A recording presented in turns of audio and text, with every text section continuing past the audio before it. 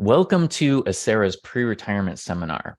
In this seminar, I'm going to tell you all the things that you might want to know in the 3 years leading up to retirement, or perhaps even the 3 months or 3 weeks leading up to retirement, because you're going to retire really soon, and you probably have some questions. Questions like, what do I need to know? What do I need to do, if anything? So we're going to get all those questions answered for you today. I have arranged all of the topics in the form of this checklist. So we're going to go through your pre-retirement checklist today during the webinar. The first thing we're going to talk about is understanding your membership. We'll talk about your contributions to the retirement system. We'll talk about your retirement timeline. We'll talk about your tier. I will also talk about estimating your retirement benefit, and I'll show you how to do that and what it looks like. Before I get to that, though, it will be really helpful for me to explain the retirement formula itself, because that'll help you understand what your retirement benefit is going to be when you retire. Plus, it's going to help you do your final planning when you are leading up to retirement. We'll talk about considering purchasing service credit very briefly. We'll talk at length about how vacation affects the salary component of the retirement formula. It's a big topic that people always have lots of questions about, so I'll go into details about that. I'll show you our benefit estimator tool that you will use to get a retirement benefit estimate. And then in the second half of the presentation, we'll talk about verifying your retirement eligibility, choosing your retirement date, applying to retire and what that retirement process looks like, and the 5 different retirement allowance options. We'll talk about some other benefits that Acera offers, including medical, dental, vision benefits, and some others. I will talk about some different life events and really briefly about signing up for Acera News. So we have a lot to talk about. It's going to take about 3 hours and 15 minutes. So let's jump right in. Okay, first topic, understanding your Acera membership. Who is Acera? In one sense, Acera is this acronym, the Alameda County Employees Retirement Association, but it is made up of a lot of people. There's about 90 of us, 90 plus of us that work at Acera, and our entire job is to provide retirement, disability, and death benefits to our members, and that's all of you. So you are also part of Acera, and you are a member of Acera because of the position that you work in and who you work for. So either currently or at some point in the past, you worked full-time, and that full-time work is or was in a retirement eligible position. And you work for one of Acera's 6 participating employers, who are public agencies in Alameda County, including Alameda County itself. So because you work in one of these positions for one of these employers, that automatically makes you an Acera member. Now, as an Acera member, what then happens? Okay, so now we know that you're automatically an Acera member. Well, during your career, every time you get paid your paycheck, you contribute to Acera's fund, and we call that your employee contributions to Acera's fund. Your employer is also making contributions on your behalf. And then we take that money, because we don't just want it to sit there and lose ground to inflation. We invest it all over the world to earn a lot of interest. So we end up earning a good amount of interest, usually on average over 7% per year, annualized. So these 3 sources of income give us this pool of money that we call Acera's fund: your contributions, your employer's contributions, and the interest that we earn on the investments by investing them. So then what do we do with Acera's fund? What do we do with that big pool of money? So you, as you work, you are earning credit toward retirement throughout your entire career, okay? Then at some point in the future, you're going to retire. And that is the point in time where you stop earning credit toward retirement and you start collecting on the retirement that you've been earning your entire career. And you're going to collect that retirement, known as your retirement allowance, your retirement benefit, or your pension benefit. All of these terms mean the same thing. You're going to collect that each month on the last business day of the month for the rest of your life. You cannot outlive your retirement. It continues all the way until your death. So that is the beauty of participating in a defined benefit pension plan like Acera. It's a guaranteed retirement that you can count on for the rest of your life. And also, as part of that, it's based on a formula so we can look into the future and get a picture of what that retirement amount is going to be. And so you kind of know what to expect in the future, and that helps you plan for retirement. Let me show you this pension timeline, and it has some pension milestones on it. These are milestones that you will encounter during your membership with Acera. Okay, first milestone. We have your date of hire, which is the first day that they told you to show up to work. If you got hired right into your full-time retirement eligible position, or if you were working in some other capacity prior to that for your employer, this would be your first day of work in that full-time retirement eligible position. That's your date of hire. Then for most people, 2 weeks goes by, and the first day of your second pay period is your date of entry into Acera. So that is your first day of Acera membership. This is the day when you start earning credit toward retirement. Now, for a couple of our employers, I think it's the Housing Authority and Livermore Area Recreation and Parks District.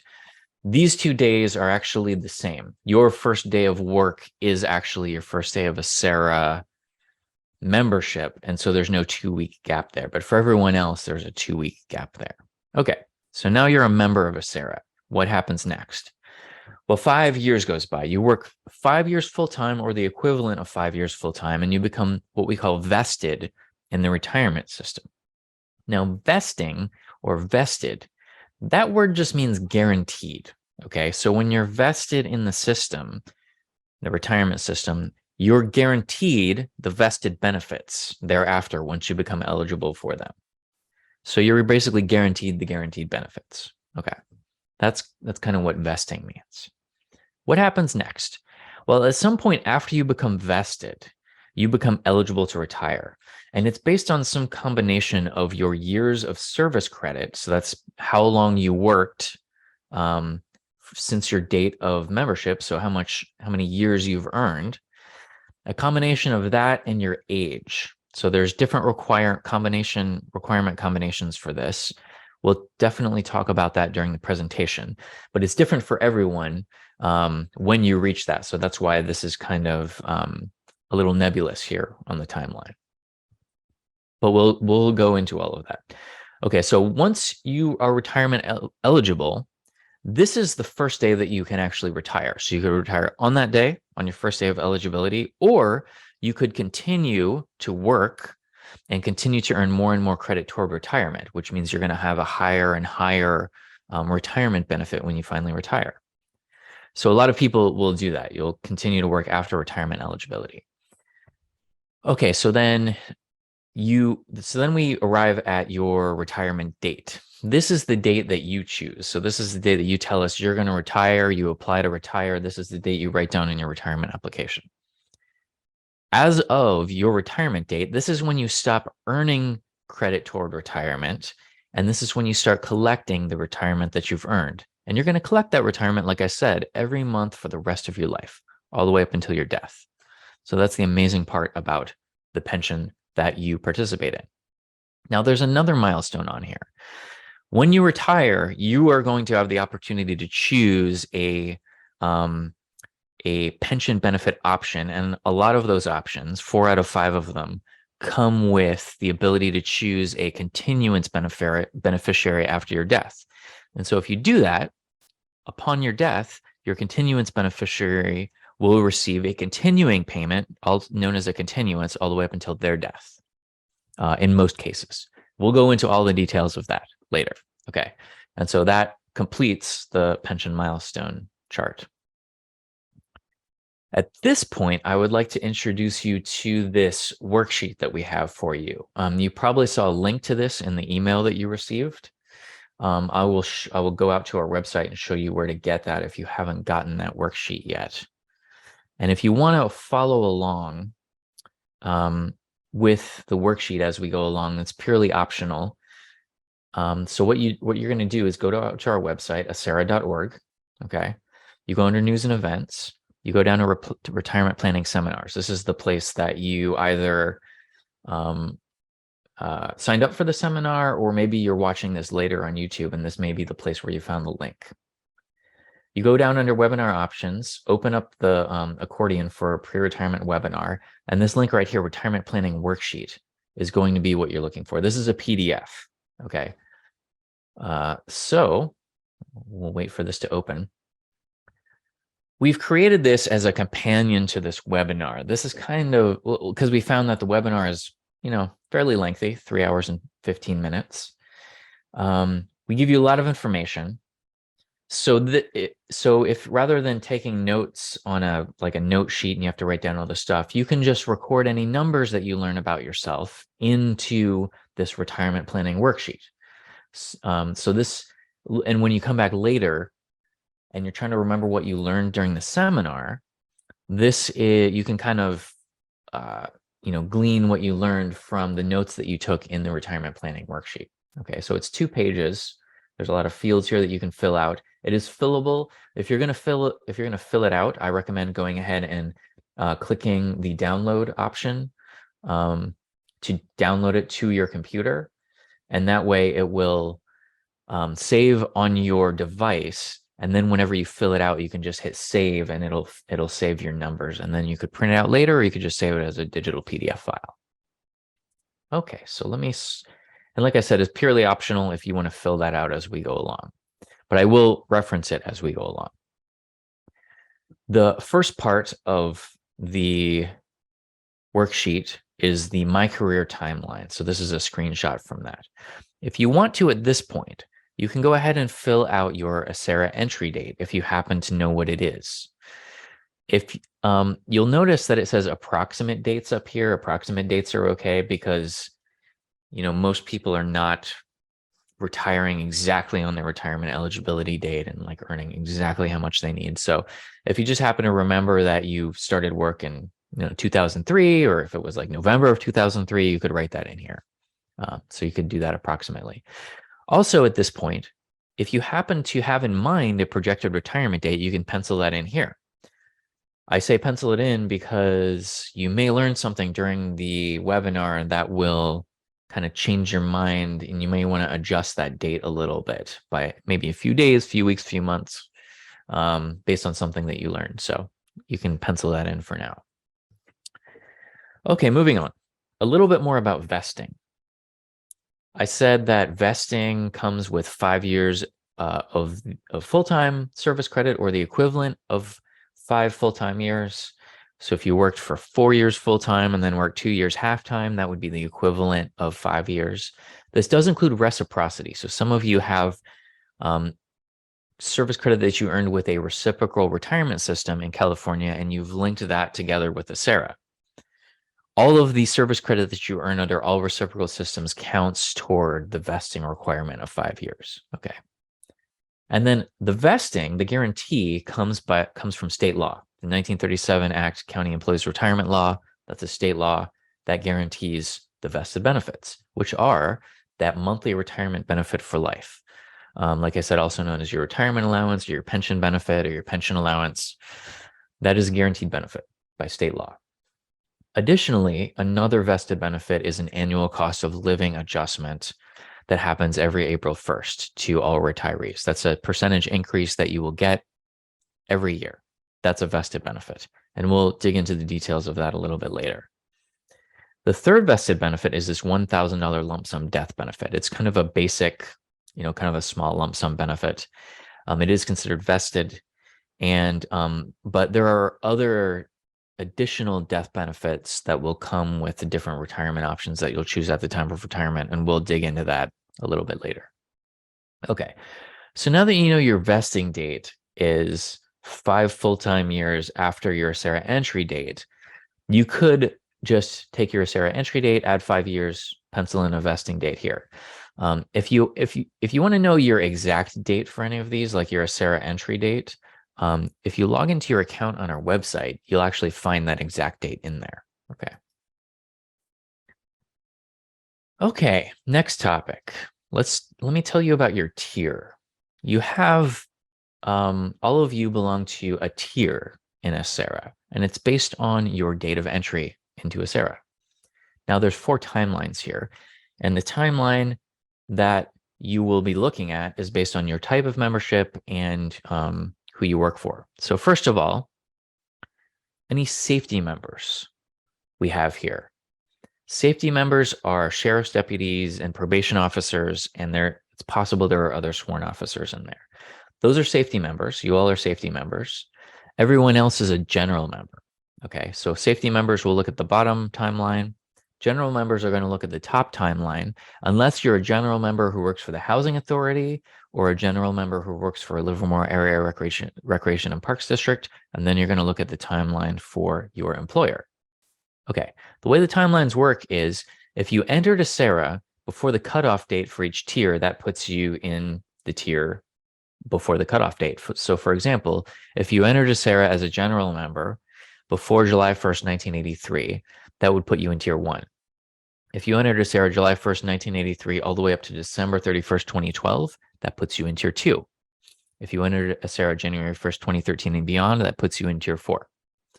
You'll notice that the Housing Authority and Livermore Area Recreation and Parks District have a couple of different timelines that transition out of tier 1.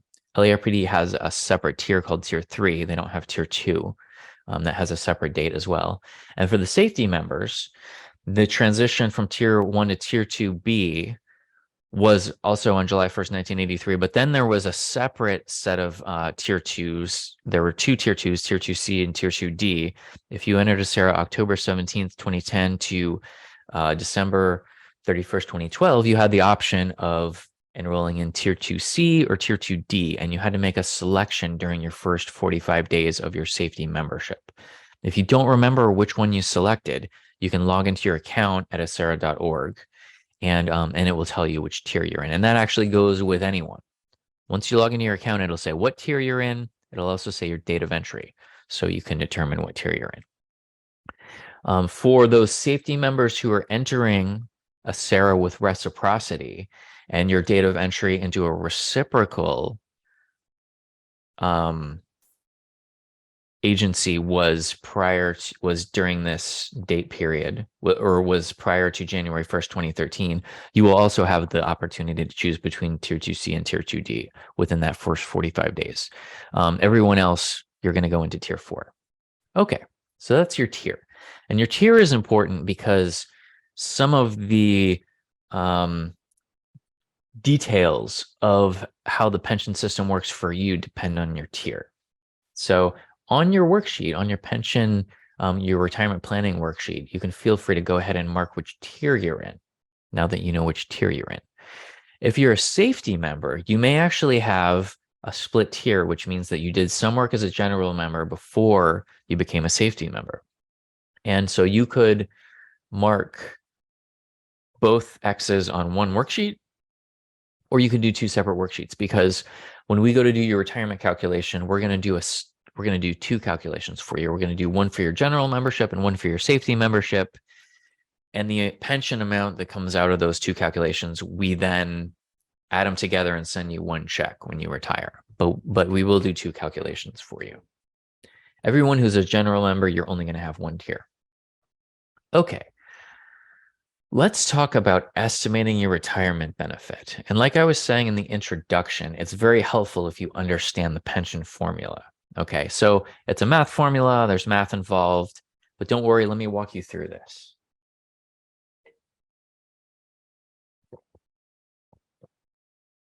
Because it's actually pretty simple once you understand all of the different terms in here.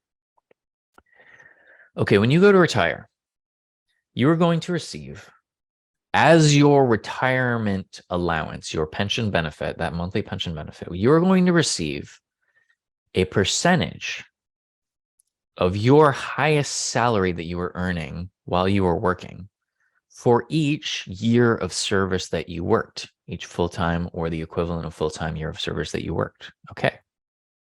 This sentence is just saying in English what this equation is telling you, this math equation. Let me give you an example and it will help break this down a little bit for you. Okay. Let's say that the percentage of your highest salary that you're going to get for each year of service is 2%. So that's the age factor percentage here. Okay. And let's say that the years of service that we're talking about is 20 years. So you worked 20 full-time years, you earned 20 years of service. Okay. So we're putting 2% in the age factor percentage. We're putting 20 years in the service credit factor in the formula. So you're going to get 2% of your highest salary for each one of these 20 years of service. So because you're getting 2% for each of the 20 years, that means you're getting 40% of your highest salary because we're multiplying these two together. 20% for each one of the 20 years, 22% times 20 is 40%. Okay, now let's imagine, just for the sake of this example, that your highest average monthly salary that you were receiving as a working employee of your agency was $5,000 per month, just for a nice round number. Well, your monthly retirement allowance is going to be 40% of that $5,000. So we multiply the 40% times the $5,000, that equals $2,000 because 40% of 5,000 is 2,000. This becomes your monthly retirement allowance for life. So that's what we mean when we say you get a percentage of your highest salary for each year of service. We multiply the years of service times that percentage, and that tells us what your percentage of your salary that you're going to get. This is also known as your salary replacement percentage because you're replacing your working salary with this percentage. In this example, it's 40% of your working salary. So you're achieving 40% salary replacement for your retirement allowance.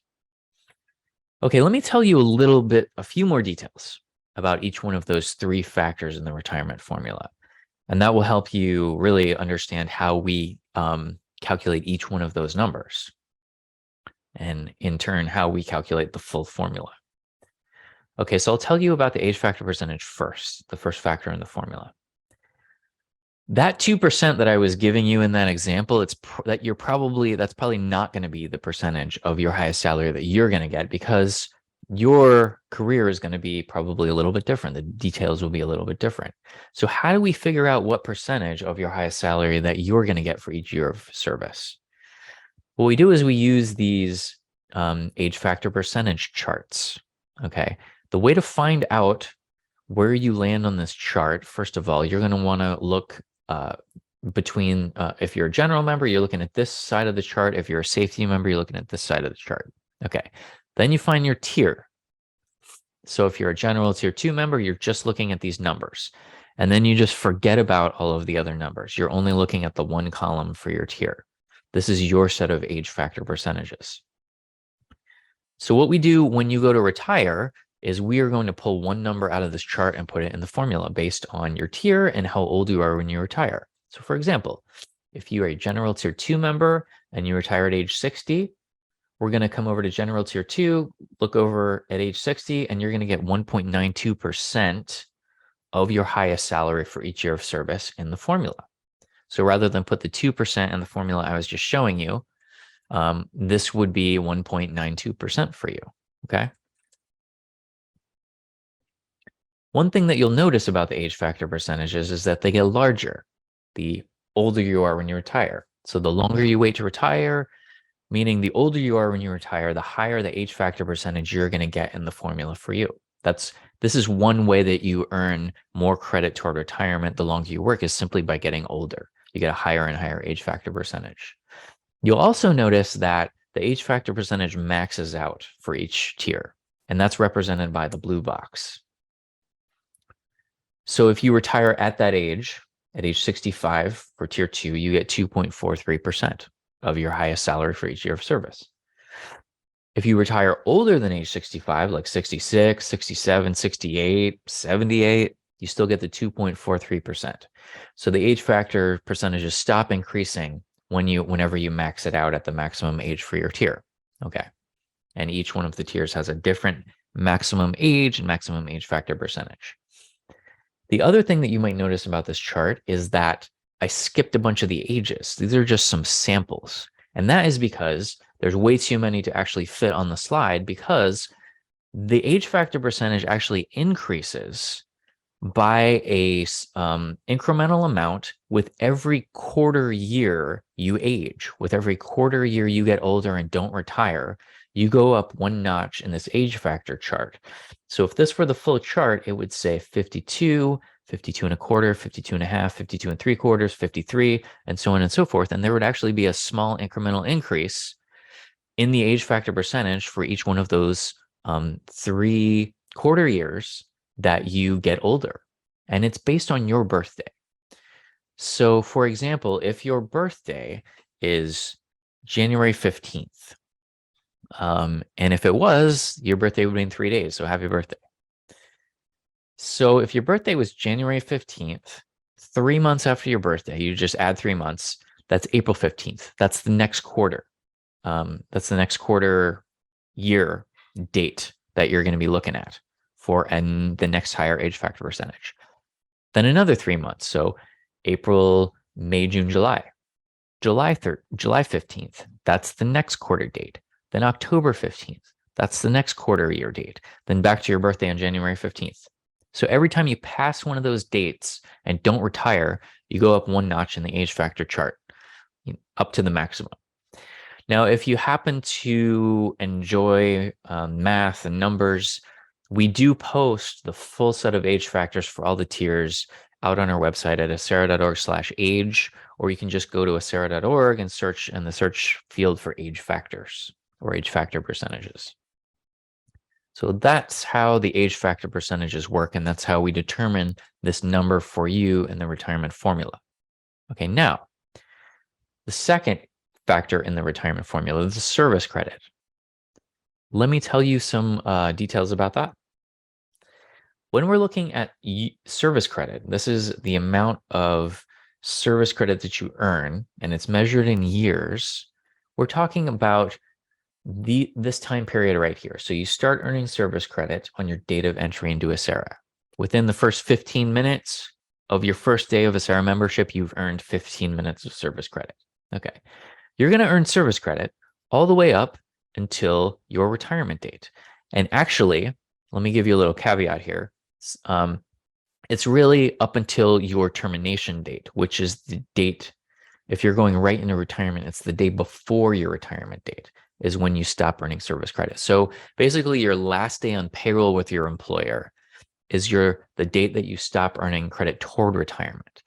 Now, for some people, you will actually terminate your employment and then let some time go by and then retire at a later date. And we call that becoming a deferred member, where you're terminating your employment, but you're deferring your retirement to a later date. You're not going straight into retirement. In that case, the same thing is true. You're still earning service credit all the way up until your termination date. Okay.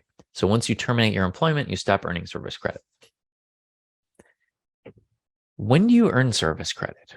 Well, you earn service credit during your regular work hours. That makes sense. But you also earn service credit during your earned leave time. So you have earned vacation leave, sick leave, management leave, if you have that, if you have any comp time, holidays and floating holidays, all of those types of leave, you're already earning service credit during that time. Those do not count against you for earning service credit. So take your vacation, take your sick leave, take your management leave, take your floating holidays. It doesn't count against you. There are some times when you do not earn service credit, and those are listed out here. If you're on leave without pay, anytime you're on leave without pay, you're not earning service credit during that time. Okay. Also, if you purchase additional vacation from your employer, and some employers will let you do this, and some people want to do this. So you earn a certain amount and you want more, so you purchase additional vacation. When you go out on that purchased vacation and you mark that on your timesheet, during that time, you're not earning service credit toward retirement. Okay. Okay, now the next bullet point is sold vacation. So this is where you earn vacation. So this is your earned vacation. You earn 2 weeks per year, 3 weeks per year, 4 weeks per year, whatever it is. But you want to sell it back to your employer and get cash and not take that vacation. So you're not going out on vacation leave. That's calling selling vacation. And you do not get service credit for selling vacation. But you may get credit for salary because you're getting money for selling vacation. That may boost your salary in the salary component of the retirement formula, which I'll talk about that whole topic in just a few minutes. Okay, so we'll come back to that. But you don't earn service credit for it. You also don't earn service credit during overtime, on-call time, or standby time. Okay. Now there's this concept called purchasing service credit. And the idea here is that the more service credit you have, when we calculate the formula, the higher your retirement allowance is going to be, because it's a multiplication. And in fact, the higher any of those three numbers are, the higher your age factor percentage, the higher your years of service credit, the higher your salary, that's going to mean a higher retirement allowance. So one of the ways that you can maximize your retirement allowance is purchasing service credit for any eligible time that you have that's eligible to purchase. I'm not going to take a deep dive into this topic because it's kind of lengthy, and I do a deep dive during our new employee and mid-career seminar. If you do want to hear all about that topic, we have a lot of previous videos from those seminars out on our website, and you can just fast forward to that part. The slide right before that part will look just like this, so you can fast forward till you see that slide. And then, but just really quickly, here are some examples of types of time that are purchasable for service credit. And the basic idea here is that it's types of time that if the situation was slightly different, you could have earned service credit, but the situation was what it was, so you didn't, but then they let you buy that time later. So if you started out working part-time for your employer, and this is not under contract, this is not for a temporary agency, this is plain old part-time, once you become an Acera member, that part-time work becomes purchasable. Also, the county's temporary assignment pool time, if you worked in the county's temporary assignment pool, is all purchasable. Or if you did project work or other types of work that's not temp work and not contract work before your full-time job, and you did that work for one of Acera's 6 agencies, 6 participating employers, that's purchasable. That 2 weeks before your date of entry is purchasable, between your date of hire and your date of entry. If you go out on unpaid leave during your membership, including medical leave for your own medical condition, disability leave, or military leave, when you return from that unpaid leave, then you can purchase that time. For the medical and disability, it's up to 1 year worth of time per instance. There's also redeposits of prior memberships, like you used to be an Acera member in the past and you left and you took a refund of your contribution account, and now you're back and you want to get all that service credit back from your prior membership, you can put that money back, and that's called a redeposit of a prior membership. Or if you got divorced or dissolved your domestic partnership, and in so doing, your account got divided and your ex-spouse or domestic partner got part of your account, which means they got part of your service credit and part of your contributions. If they take a refund, then we will notify you and you can redeposit that equivalent amount of money to get that service credit back.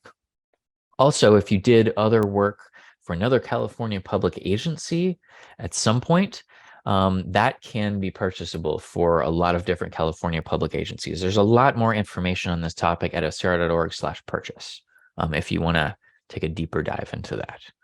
There is a question about this. Let me answer that really quickly. How much service credit do you lose when you sell vacation? Very little.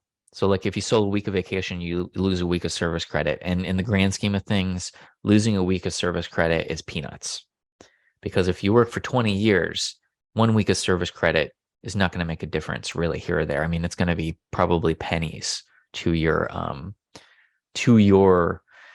retirement allowance. But and I'm about to delve into this topic very soon. Selling the vacation can actually give on the salary component a pretty good boost to your retirement allowance, much more so than earning that week of service credit or that few weeks of service credit. Okay, one more topic about service credit I do want to teach you about, which is what happens to your unused sick leave at retirement.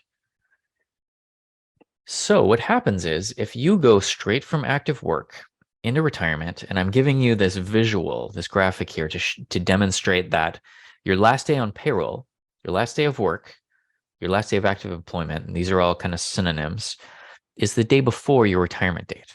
Another way to say it is your retirement date is the next calendar day after, and so calendar day, not work day. So we're not talking about your retirement date is on Monday. Your retirement date is the next calendar day after your last day on payroll. That means you're going straight from active work into retirement. And that means we will convert your sick leave to service credit on a 2-to-1 basis. So you basically get half of your sick leave up to a cap as additional service credit. So let me tell you about the cap on this. The cap is written in your memorandum of understanding, your MOU, for your job. So to know what the cap is for you, you need to go read your memorandum of understanding. So what we do is we take your sick leave that you still have on the books up to the amount that is allowable to convert by your MOU. We divide it by 2, and we give you that many days of additional service credit. Okay. To give you an example, a lot of the MOUs, the cap is 125 days of sick leave is convertible to service credit.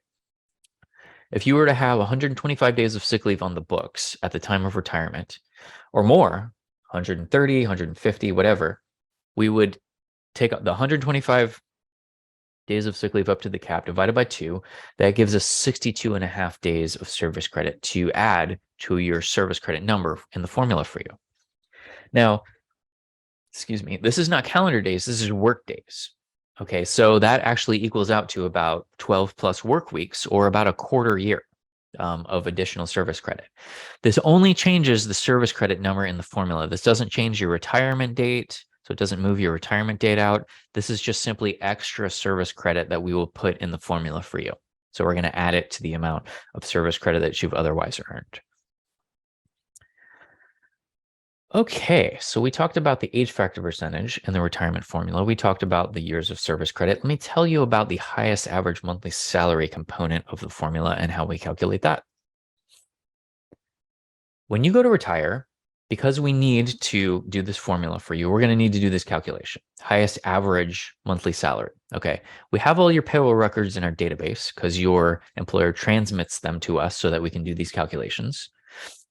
What we are going to do, and really what our software is going to do, is look through your entire payroll record for your period of highest pay during your career. This is known as your final compensation period. That's just some pension lingo that we use for your period of consecutive highest pay during your career, your final compensation period. If you're in tiers 1 and 3, your final compensation period is your highest 26 biweekly or 12 monthly consecutive pay periods. Okay. For tiers 2 and 4, it's your highest consecutive 78 biweekly or 36 monthly pay periods, depending on how you're paid. Okay.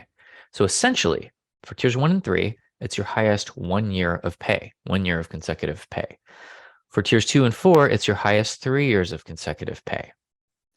Now, in order to do this calculation, our goal is for the formula is to find your highest average monthly salary.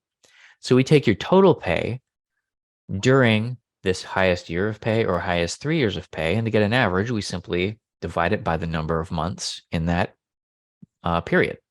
So for tiers 1 and 3, we divide it by 12 months. For tiers 2 and 4, we divide it by 36 months. That gives us your highest average monthly salary over that consecutive period of highest pay.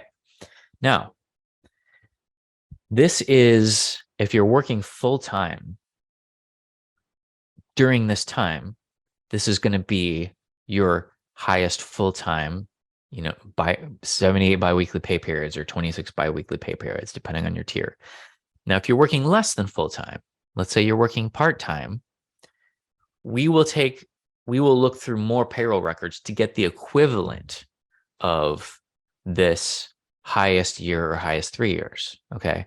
So let's say you're in tiers 2 or 4 and your last 6 years of work, you're earning your highest rate of pay of your entire career, but you're only working half time.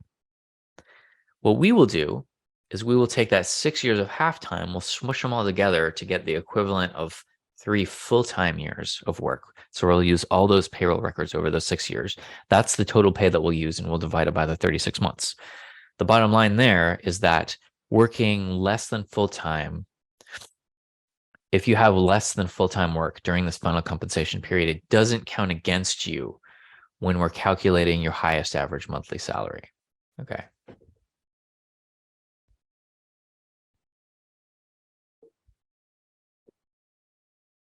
Now, what kind of salary goes into your highest average salary?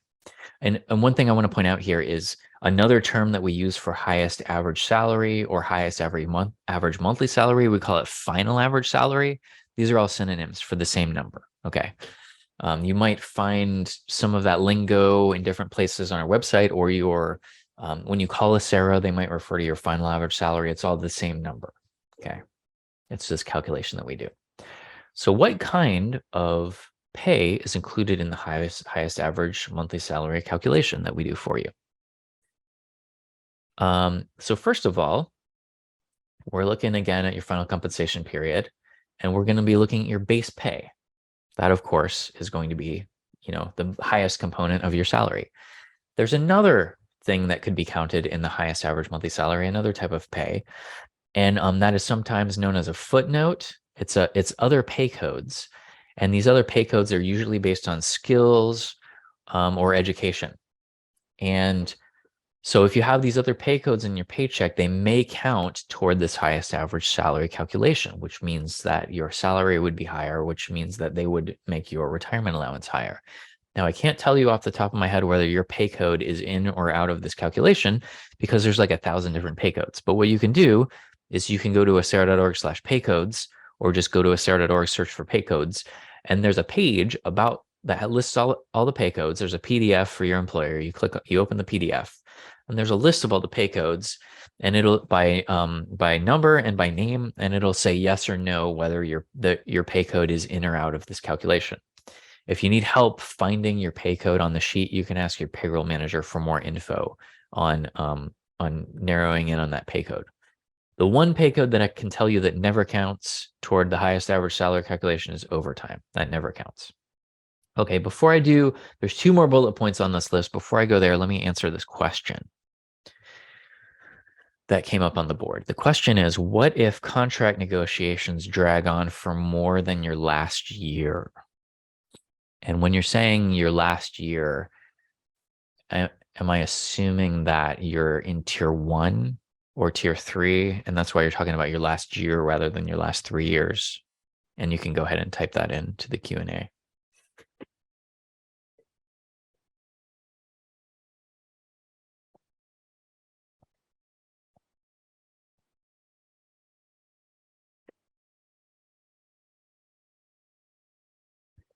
But while we're waiting for that, I can go ahead and tell you that, okay, you're in tier 2.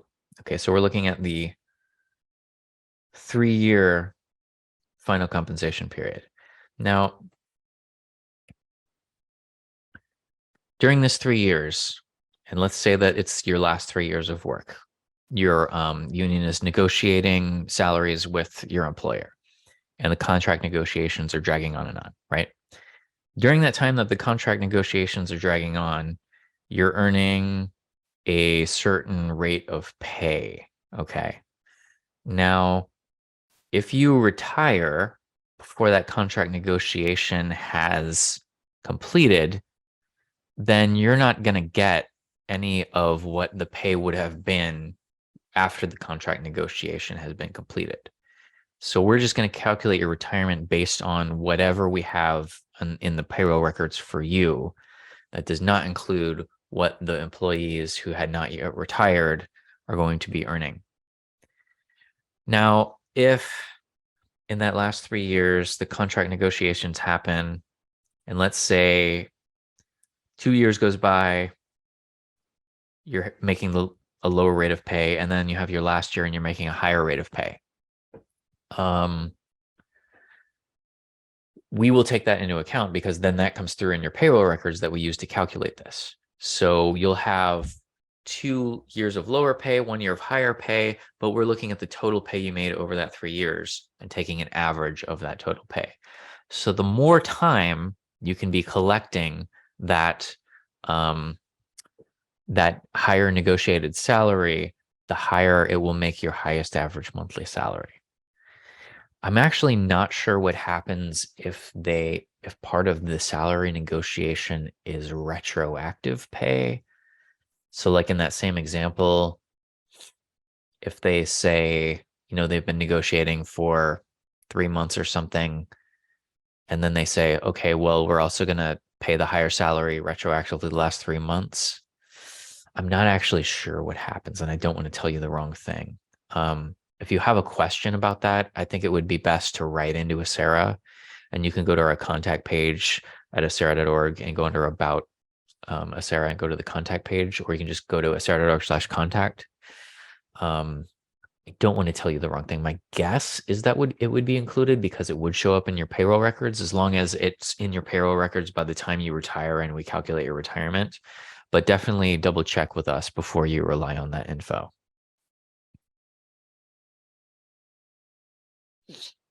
Okay, so back to the topic of what types of pay are included in your highest average salary. There's 2 more bullet points here: vacation sales and vacation cash out. Okay, this is where you sell your vacation back to your employer while you're working, or where you simply have vacation left over on the books when you stop working that they are going to cash you out for. They will give you, they will compensate you for that vacation that's left over on the books. Okay, so I'm going to take a deep dive into this for maybe 15, 20 minutes, depends on how many questions you all have about it at the end.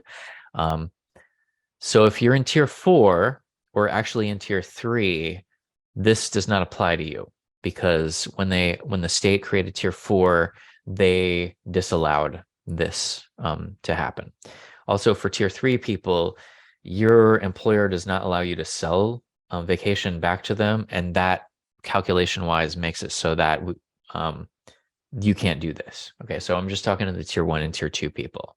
So tier 3 and tier 4 members, you could take a snooze for a little bit, but stick around because we'll be right back. Or you could just hang out if you're curious about this topic. Okay, so what we're talking about here is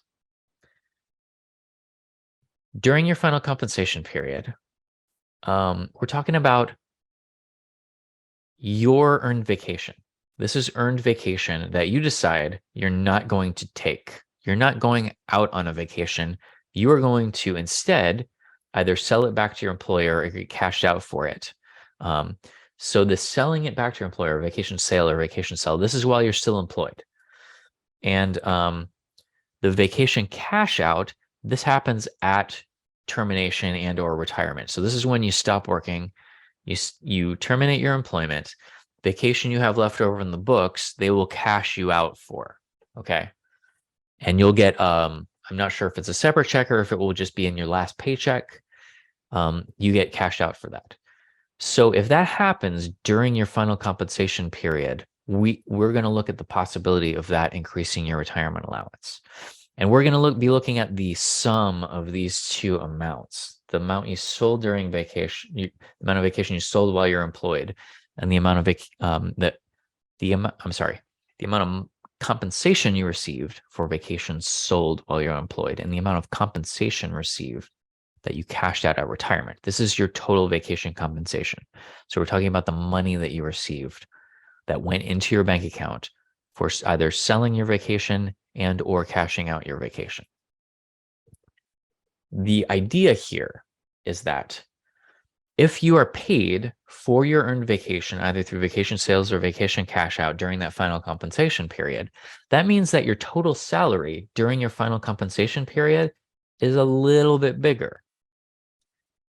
Because your total salary during that final compensation period is a little bit bigger, that means that when we go to calculate your average salary during that time, it's also a little bit bigger.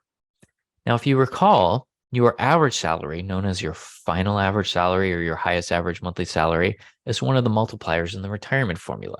So because that number is larger, that means that the dollar amount that comes out of the retirement formula when we multiply it is going to be a little bit higher. So the bottom line here is that selling your vacation back to your employer or cashing out your vacation at termination could increase your retirement allowance. How much could it increase your retirement allowance? Well, there's a limitation on these, so you can only go so high, and I'll tell you about that in just a minute. But before I do that, let me show you how much it could increase your retirement allowance. If you are able to sell, and you can see that there's kind of a progressive chart here. If you're able to sell, let's say, get compensated for 4 weeks of your earned vacation, that happens during your final compensation period. Okay, if you're in tier 2, that would boost your retirement allowance by 2.6% immediately at the time of retirement and for the rest of your life. So you can see how powerful getting compensated for these extra weeks of vacation are during that final compensation period. If you're in tier 1, it's even more accelerated because of the 1-year final compensation period, and that would even be a 7.7% boost. Okay, and you can see that the boost gets larger the more vacation that we are able to include, the more vacation compensation we're able to include as salary for the purposes of calculating your salary. Okay, now there's a cap on how much vacation compensation a SARA must include, and that is defined by state law. So like I was telling you at the beginning of the presentation, it's state law that governs a SARA, the 1937 Act.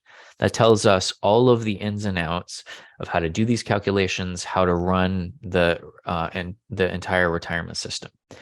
And in that state law, there is language that caps how much vacation compensation we are allowed to include as salary for the purposes of calculating your retirement. Okay, now you'll probably see the word must here. This is something that we have to do. Okay, so if you are compensated for your earned vacation and it's below the cap, and you're compensated for your earned vacation during that final compensation period, the law tells us that we have to increase your salary for the purposes of calculating your retirement. So we have to increase your retirement benefit. So the reason that I'm taking you step by step through this is because since we already have to do it, I feel like it's our duty to tell you how it works. Because if we don't tell you how this works, then you're just kind of flying blind. And I don't think flying blind with planning your future retirement is a good thing. Okay, so because we must include these amounts up to the cap, I should go ahead and explain this to you. And the reason I'm kind of breaking that down, like I'm giving you the little spiel, is that there are some people on the outside who don't have a pension who like look in on this and they throw terms at like pejorative terms at this, like pension spiking. And this is all lawful stuff. You earned the compensation. It didn't used to be included. There was a group of employees in Ventura County that thought it needed to be included because it's compensation. So they sued their retirement system and they won. And that was many years ago. It was decided in court that this is compensation that should be included. And so we must include it. Okay, so moving forward, how to figure out what the cap is for you. First, I'm going to talk to Alameda Health System employees because the way that the cap on how much vacation compensation we are allowed to include as salary for you is a little bit different than everyone else. And what you're seeing here is a screenshot of that retirement planning worksheet. This is on page 2 of the retirement planning worksheet. And so you can fill it out while we go along, or you can fill it out later if you like. Okay, so here's how this works for you. What you need to know is one number. You need to know how many hours of PTO you earn per pay period. And I think you can find this on your pay stub. So PTO is paid time off. This is special for Alameda Health System employees. This is where what they did was they took basically sick leave and vacation leave and they lumped it together in one type of earned time called PTO. So you take your hours of PTO that you earn per pay period and you put it in this field here. In this example, I'm going to give you the example of somebody who earns 6.7692 hours of PTO per pay period, per biweekly pay period. Okay, now you just do a simple multiplication. If you're in tier 1, you multiply that number by 13. That tells you what your limit in hours is. In this example, it's 88. For tier 2, you multiply it by 39. So in this example, that gives you 264 hours. So this would be what your limit is of vacation compensation in hours. So if in this example, you were able to get 88, if you're a tier 1 person, you were able to get 88 hours of earned vacation compensated that you're not going to take, and that money goes into your paycheck through vacation sales or vacation cash out, we would be able to include up to that amount of money as salary for the purposes of calculating your retirement. Now, there's one exception here. If you're in AHS and you're in the UAPD union, there's a flat, you don't have to do any math, there's a flat limit for you. If you're in tier 1, it's 120 hours is the limit. If you're in tier 2, it's 360 hours. That's the flat limit. Okay, so Alameda Health System employees, now you know what your limit is in hours. Okay, everyone else, including county employees. Here's how you figure out the here's how you figure out your limit for how much vacation compensation we're allowed to include in your salary. So this is another screenshot from the retirement planning worksheet. And what you need is two numbers. You need to know how much vacation you earn per year, and it's measured in weeks. You earn 1 week or 2 weeks. I don't think anyone earns 1 week. You earn 2 weeks, 3 weeks, 4 weeks, 5 weeks, whatever that number is. You put that in this row. You also need to know your payable number. This is weeks of vacation that you're allowed to sell per year. Even if you don't sell any, this is just the number, that they would let you sell. So it could be they'll let you sell 2 weeks of your vacation per year or 3 weeks of your vacation per year. Both of those numbers are pretty common.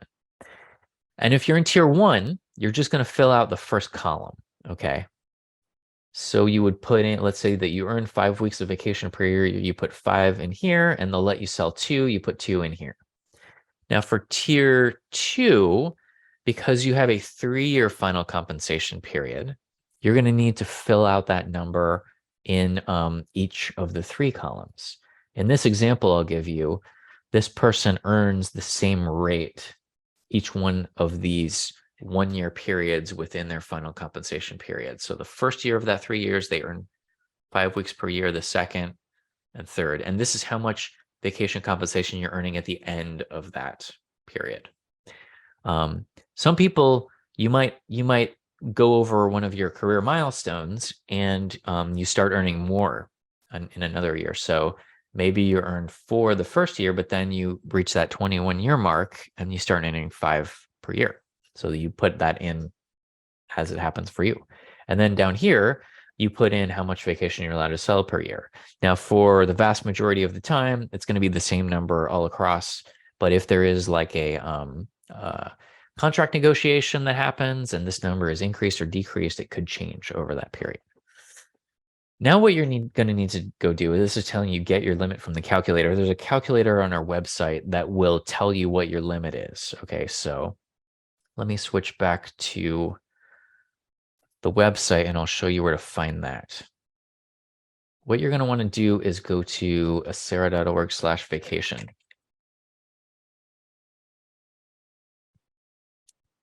And that will take you right to this section, understanding how unused vacation leave affects your retirement allowance. You're going to want to open this first accordion for Alameda County Courts and Housing Authority employees, okay? And then you're going to use one of these 2 calculators depending on your tier. Okay, so what you do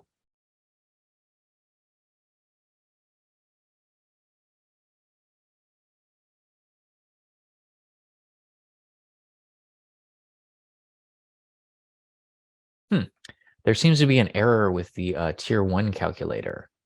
So until we fix that, what you're going to want to do is just use the tier 2 calculator, and you can just fill out the first year, and it'll give you the same number. Okay, so in this tier 2 example, I earned 5 weeks per year, and then I am allowed to sell 2 weeks per year. So I'm going to put that in each one of these 1-year areas. And that tells me what my limit is, 6 weeks. So that is what I'm going to go back and put in the worksheet. Okay.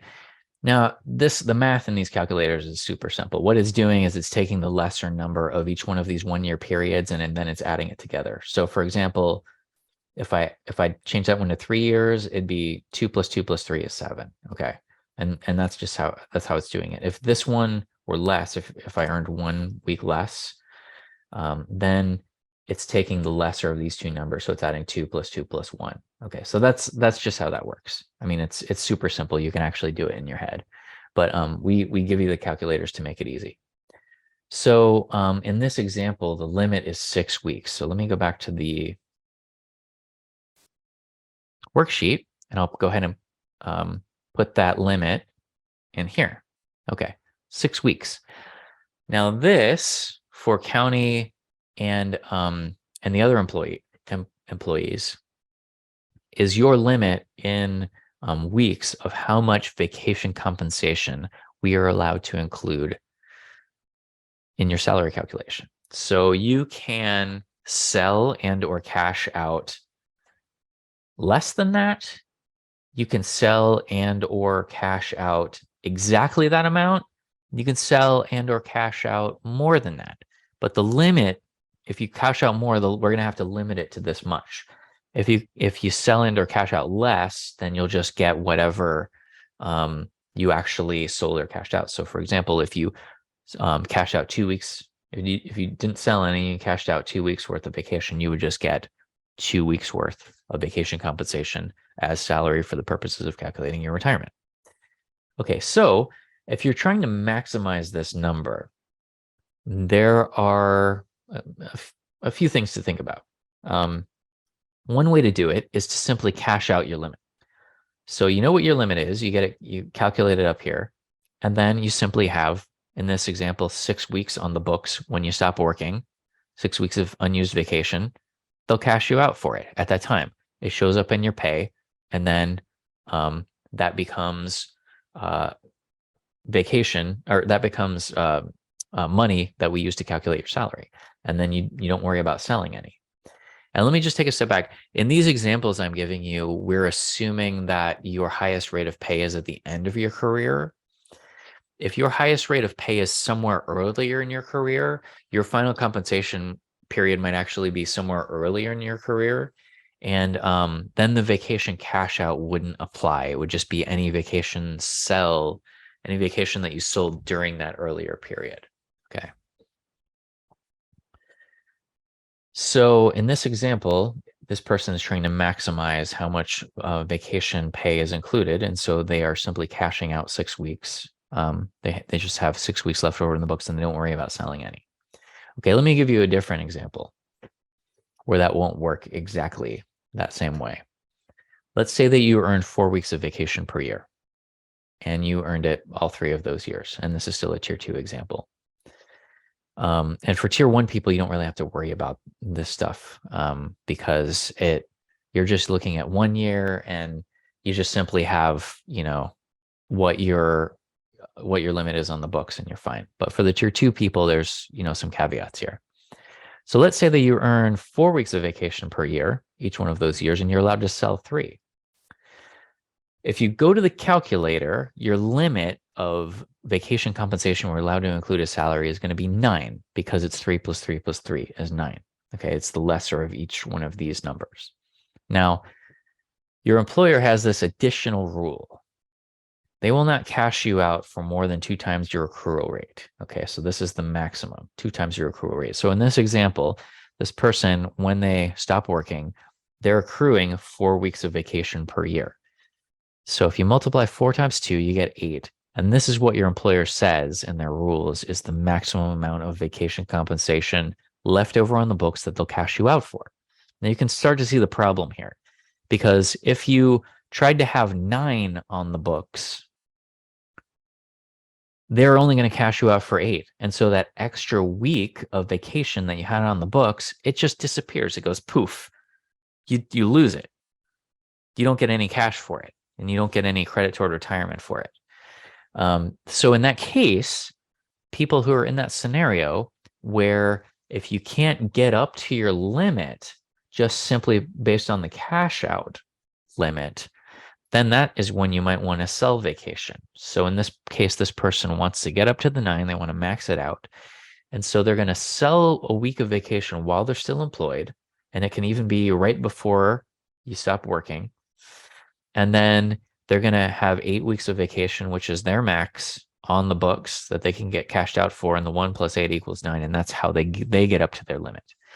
The people who are in the previous scenario where 2 times your accrual rate is 10, which is above your limit of vacation compensation, you don't have to worry about that. You could just have 6 weeks on the books. You can have the full amount. It's just the people who can't get up to the limit just from the cash out because of this extra limitation here. Okay. Now some people will ask, okay, now I understand this. I understand the cash out max rule that my employer has, and I understand what my limit is for the calculator. I get all of this. I'm trying to plan what I should do. And I've already sold a bunch of vacation just because, for whatever reason. I've already sold vacation and I'm getting ready to retire. And this vacation that I sold is going to be during this final compensation period. What do I do? How do I plan this out to get up to my limit? Okay, so if you already sold vacation during that final compensation period, you have a couple of options. So don't worry. You have a couple of options. Option number 1 is you simply cash out the difference. So in this example, this person, their limit of vacation compensation we're allowed to include is 9 weeks worth. They already sold 5 weeks worth during their final compensation period. So you simply cash out the difference to get you up to the 9. 5 + 4 is 9. So you just have 4 weeks on the books when you retire. Option number 2 is you could cash out more if you want to, as long as it's no more than 2 times your accrual rate. So again, this person, same example, 2 times their accrual rate at the time of retirement is 8 weeks. So they could, if they wanted to, for whatever reason, they don't want to take their vacation, they want to get cash for it at the end. Whatever your reason is totally fine. You can have up to that limit on the books. So in this scenario, they sold 5 weeks of vacation. They have 8 weeks on the books. Totally fine. You're still going to get the 5 weeks of worth of cash that you're selling your vacation for while you're still employed. That goes into your bank account. This 8 weeks that you cash out when you terminate your employment, that also goes into your bank account. So you received the equivalent of 13 weeks worth of vacation pay. But like I was telling you earlier, because this topic is the cap on vacation compensation and salary, we do have to enforce the cap. In this example, it's 9 weeks worth. So we'll take 9 weeks worth of pay out of that 13 weeks, and we will apply that to your salary calculation. You still get, like I was saying, you still get that 4 extra weeks in your bank account. You don't lose that. All of this money that you're selling or cashing out, you keep. It's not like you're not paying money to Acera to buy this vacation. It's the fact that you're getting paid it and then it's going into your bank account is what allows us to do the math on this. Okay. So this is your second option. So this is totally fine if your vacation sell plus your vacation cash out equals more than your limit. You still get to keep all the cash. We're just going to limit the amount of vacation compensation in your salary calculation to what is actually your limit based on the law. Okay, before we welcome back the tier 3 and 4 members, what questions can I answer about this, if any?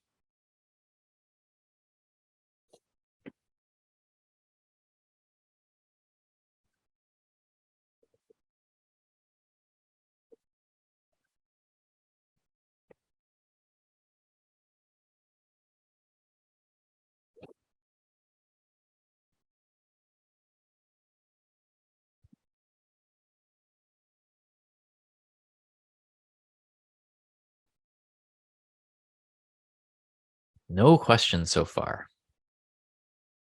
Okay, well, okay, here we go. Here's one question. Is it better to sell vacation or cash out vacation? So thanks for that question. And I do get that question a lot.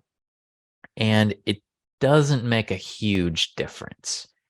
It is possible that the money that you get for the vacation cash out, you might get a little more cash for that because it's coming at the end and you might have a higher rate of pay than, when you sold vacation a few years ago. It's going to be pretty negligible difference though. In my opinion, it might equal like pennies of difference in your final retirement allowance. So I would not stress out over that. I think that the easiest thing to do, if you haven't done anything yet, is just to simply have the vacation cash out amount up to your limit on the books, unless you can't get there and then you need to sell some. But yeah, like there could be a slight advantage to the vacation cash out, but like I said, it'll probably be pennies.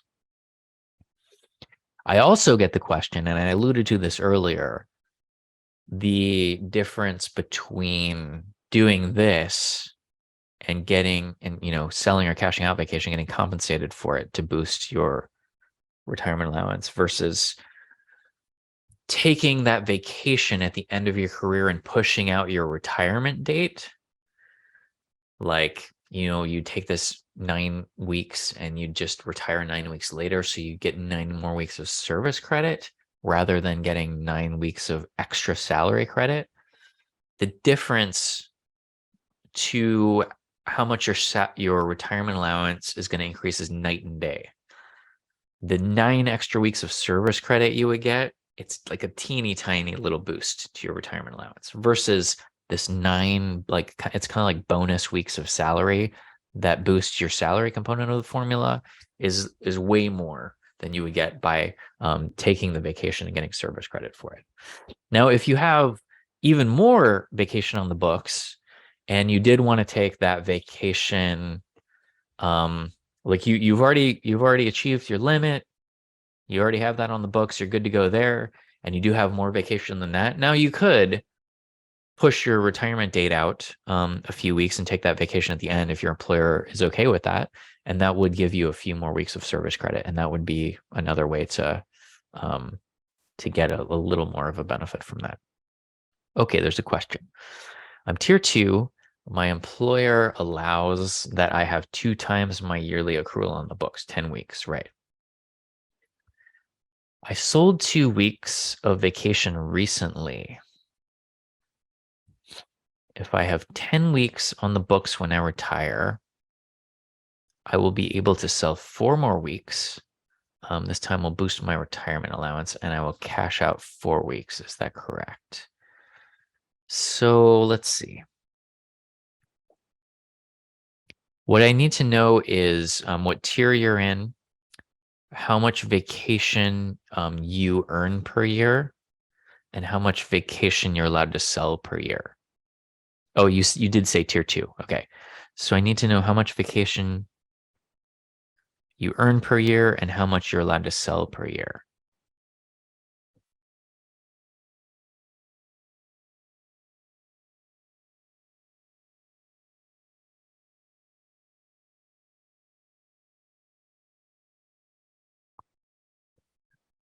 You earn 5 and you're allowed to sell 2.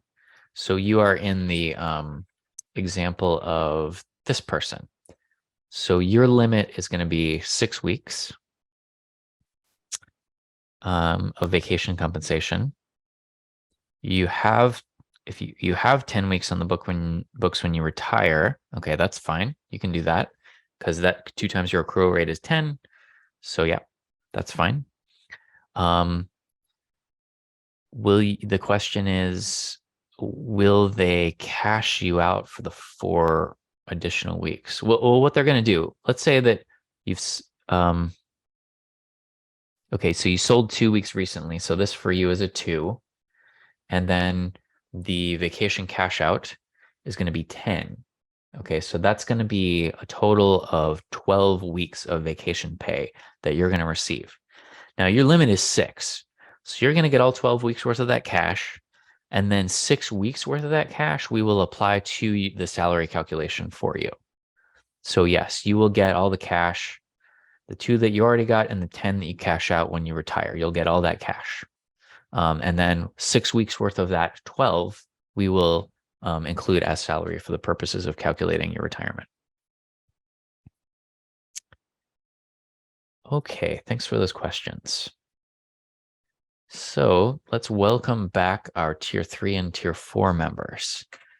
Sorry that was such a lengthy discussion, but I find that when I didn't have as much material on that, I would get all those same questions anyway. So I thought it would be, good to just do the explanation right off the bat. Oh, you're welcome.